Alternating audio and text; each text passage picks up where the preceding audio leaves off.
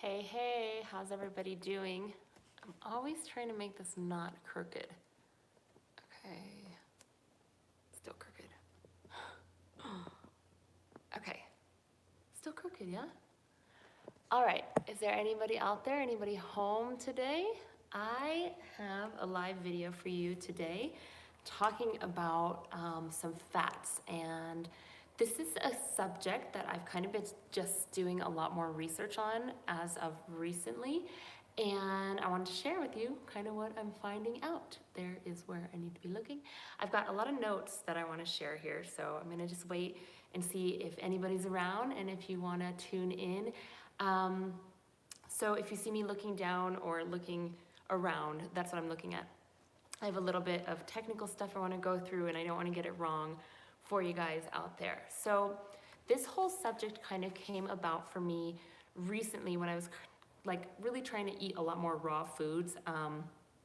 And the subject is on omega-3s versus omega-6s. And I've known like a little bit about this subject, but I've really gone in depth lately because I kind of feel like eating a primarily raw diet, I was like, okay, how many avocados can I eat for my fat every day? And so just trying to learn a little bit more. And so of course, whenever I'm learning something, I'm not an expert, but I want to share with you guys kind of what I find out. So there's a few of you here right now, so I will get into it.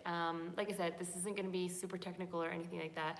And people can be deficient in the essential fatty acids or have kind of things happen to them, whether they're vegan, whether they're raw vegan, whether they're eating a standard American diet, it doesn't really matter, because you could be eating a really strange diet. Like if you say you are a vegan and you're only having apples like day in, day out, you're eventually gonna develop a deficiency because apples are not a whole rounded diet for you to have. So it can happen on any kind of diet. And so what I want to talk about is finding the balance between the essential fatty acids that you need so you don't get a deficiency, so you keep them in a balanced ratio in your day. And when you become deficient in these omega-3s or you're having too many omega-6s,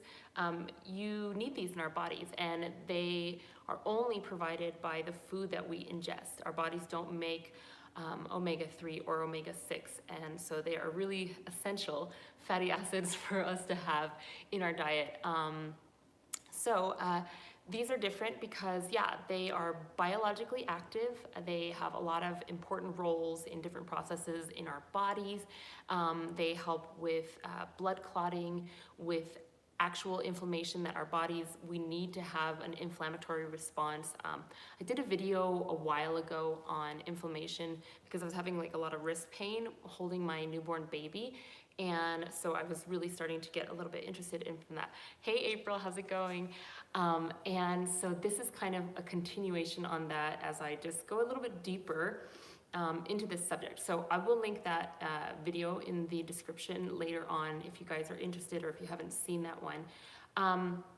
So inflammation is essential for our survival because it protects us from injury. Like if you fall and you cut your elbow, then you need that inflammatory response for the everything to get to work in repairing your damaged skin or whatever. So that kind of inflammation is really essential for our bodies. But chronic inflammation, which is what most diseases, modern diseases, are caused by, like heart disease and any metabolic syndrome, diabetes, arthritis, Alzheimer's, cancer, all that stems from chronic inflammation, and that's what we don't want in our bodies. And as I get older, I just really want to do, I feel, maybe since like having a baby and just getting older, I feel like I want to do everything that's in my power to be as healthy as I can be, to be and have the most energy that I can have to raise my kid, and if we have more kids, to be a good wife, to be a great person, to have energy and like enjoy my life. I don't want, like I've made this promise to myself, I don't want to be one of those old people who is angry and negative about life, who is stooped low with their posture and just gnarled fingers. I don't want to be that. So whatever is within my power to do that's what I'm gonna do, and I encourage you to do the same. And I know that's more than just diet, it's our mental focus on what we how we choose to see life. There's so many elements that go into that: stress relief, being outside, all those things go into this. So this is just absolutely one portion of all of that. But back to my topic here. I found this really interesting, and so if you see me looking down, I'm just looking at my notes here because this is really important and I don't want to get it wrong. There's anthropological evidence from pre-industrial populations where they were having, let me go back. So omega-6 is the pro-inflammatory essential fatty acid, and omega-3 is the anti-inflammatory fatty acids. So you would think that you would want to omit omega-6 altogether, but that's not true. The best way to keep your body with the correct amount of essential fatty acids is to have a balance of a good small amount of 6 and 3 every single day. So if you are having a lot of 6, then you're going to want to make sure that you reduce that and have a little bit of 3 coupled by a little bit of 6. And there's lots of ways that you can do that, so I'll go into that later. However, so back to that anthropological study. So pre-industrial populations, they were having a ratio or a range anywhere from 1 to 4, so having 1 omega-6 to 4 omega-3s, and then into like the larger kind of meat eating societies. Let me flip my page here. The ratio would go up to 4 times omega-6 to 1 time omega-3. So that's pretty low. You want to know what the ratios are for today's modern society? It's horrible, and the answer to why we're having so much chronic pain. Ratios today are 16 to 1. That's much higher. 16 times more omega-6 versus the 1 omega-3 in the daily diet. Like, that's insane. There's no wonder. I mean, there's so many reasons people are sick today, but this is a huge, huge thing, a huge marker in chronic inflammation. And the ideal ratio is to have 1 to 1 or even 1 to 2. So 1 omega-6 to the 1 omega-3, or 1 omega-6 to 2 omega-3s. So that's what I'm gonna try and aim for. But as I start to do it, I realize I really have to be on top of it to do that.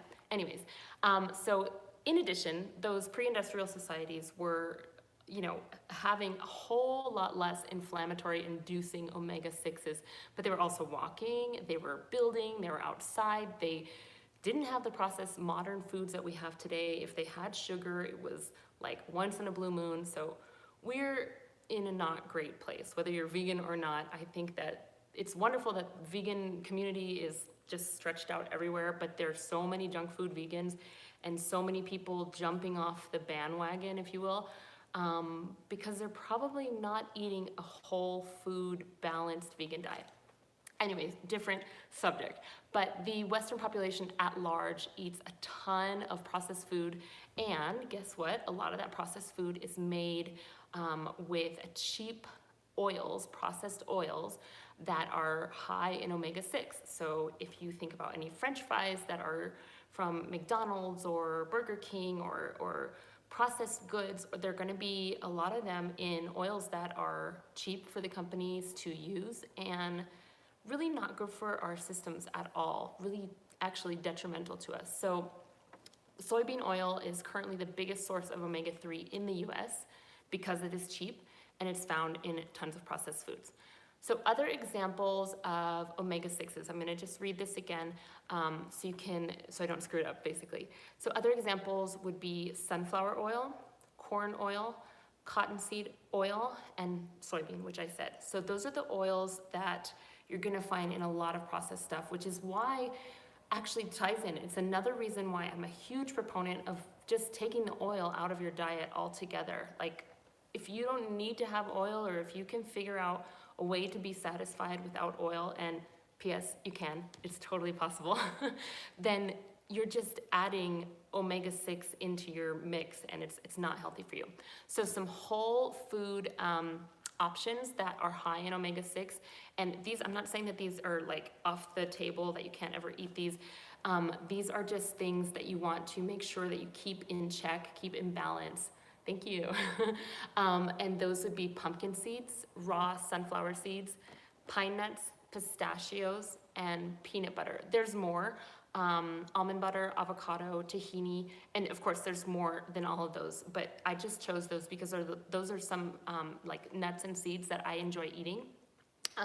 So it's something for me to personally be mindful of as I'm learning more about this stuff and wanting to reduce inflammation and all that in my own diet. So if you eat any of those, not like a deal breaker, just have less of them or balance them with your omega-3s.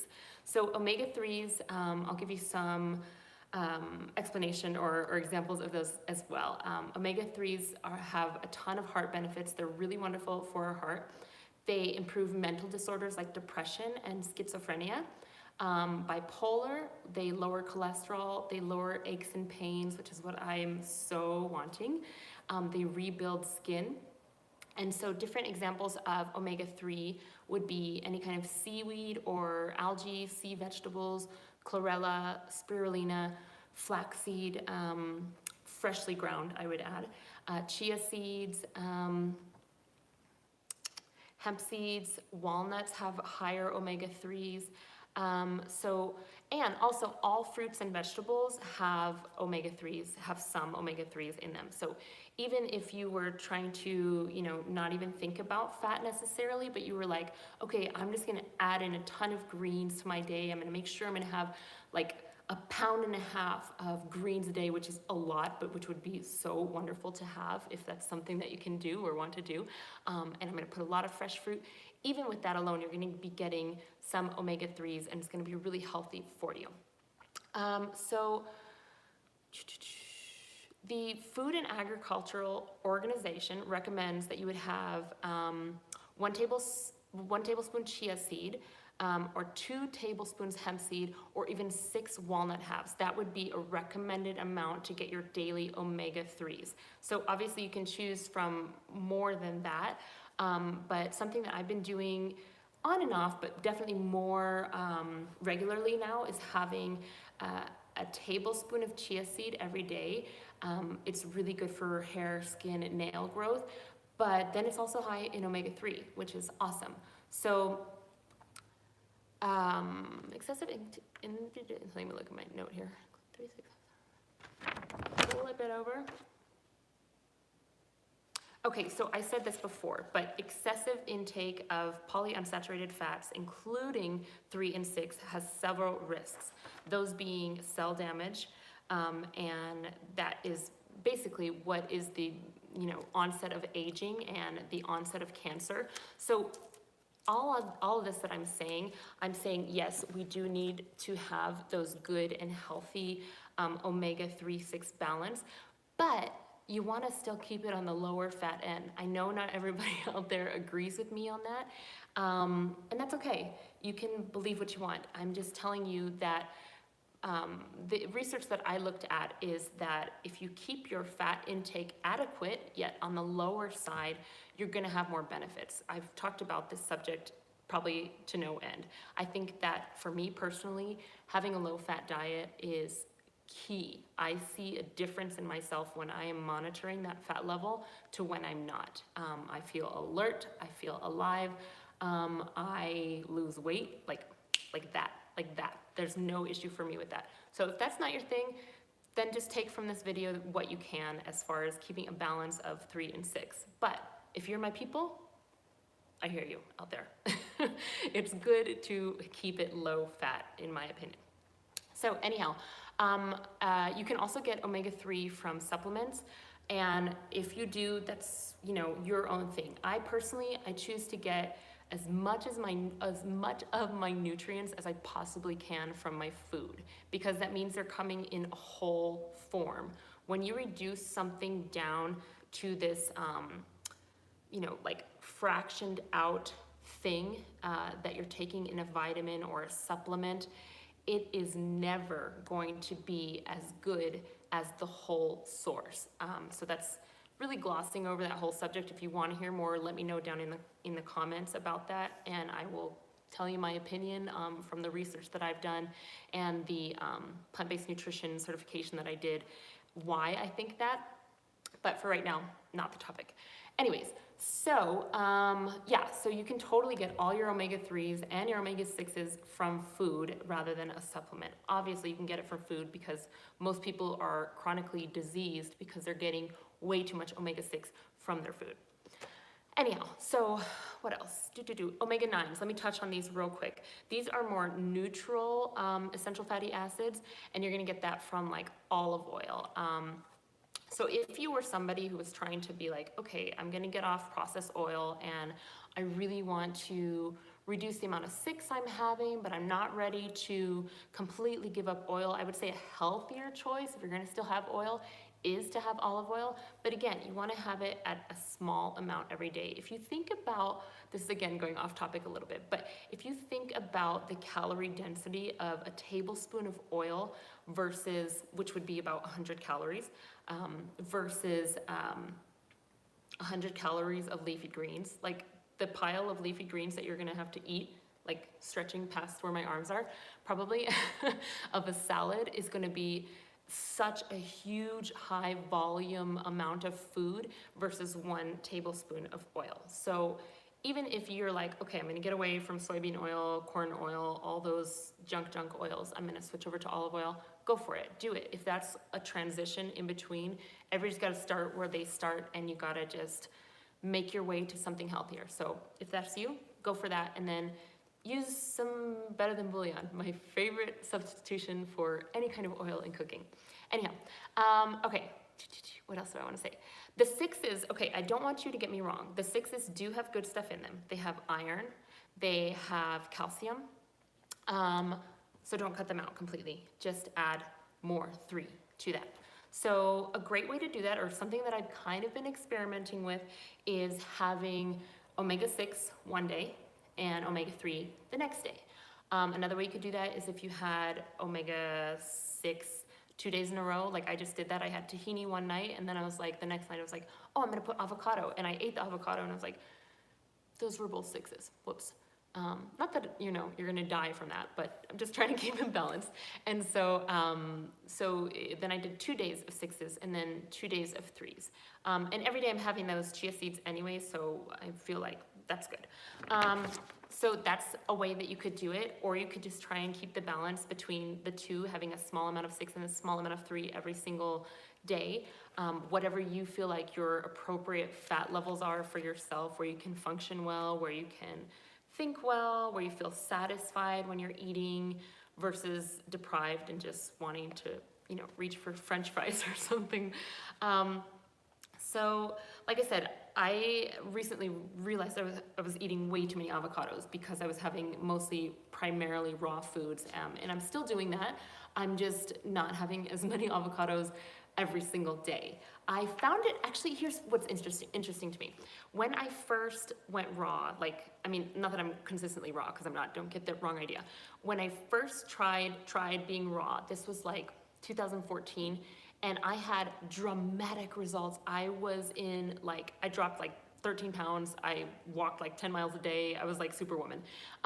But in that time, I had just been reading the 80-10-10 book and getting all of my information for my diet from there. And I could be very wrong, so chime in if I'm wrong. I don't remember the book touching too much on the difference between omega-3 and 6. And so I'm pretty sure I was having avocados every single night. But sidetrack there. I'm glad I'm learning about this. I feel like there's always something new to learn regarding nutrition, and I am definitely a nutrition geek. I love it. I think it's really interesting how we can totally shape our minds, our bodies, by what we put into ourselves regarding fuel and food and thoughts and all the rest. So this is interesting to me. I love to learn more and to understand what kinds of fuel create what kinds of body I want or what kind of outcome I want. So this is just something like that. Maybe you guys are interested as well. And so what I wanted to do was have a recipe for you guys, but I didn't make one.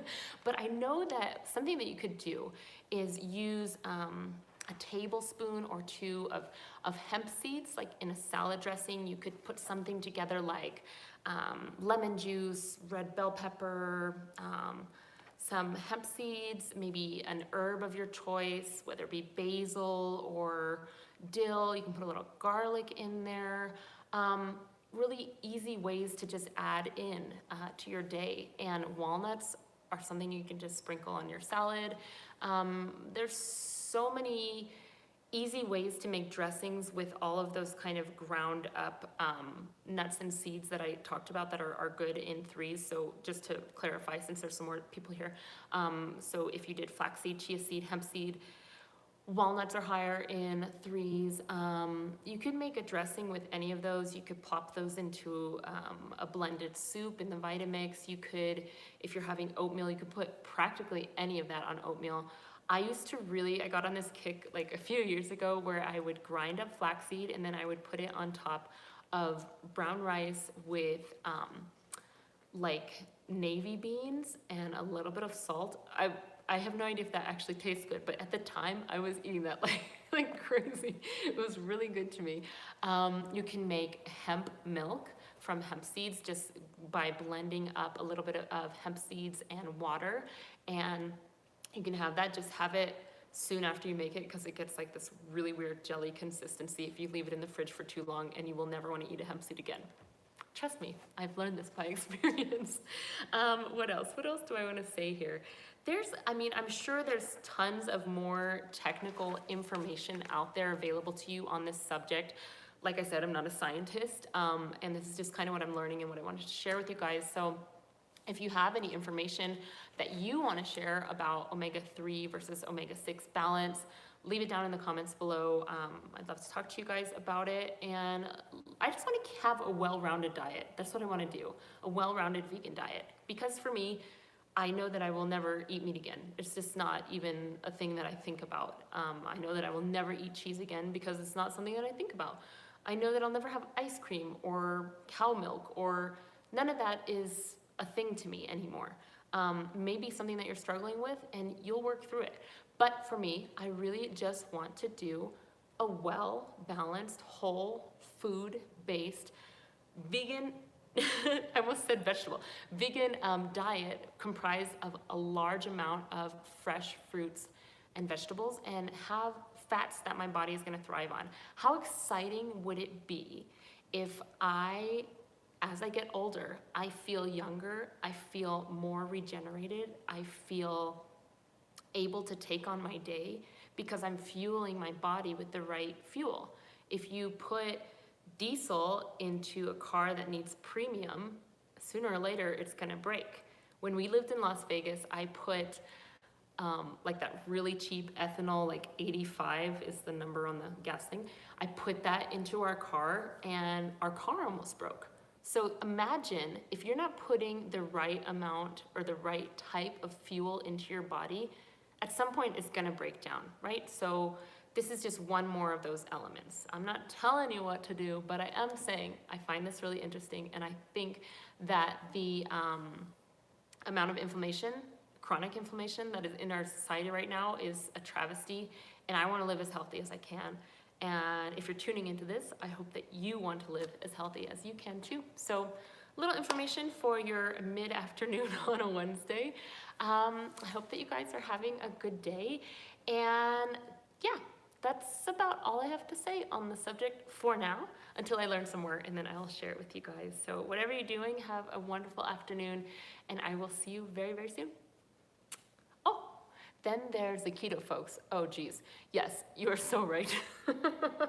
Don't even get me started on those keto people.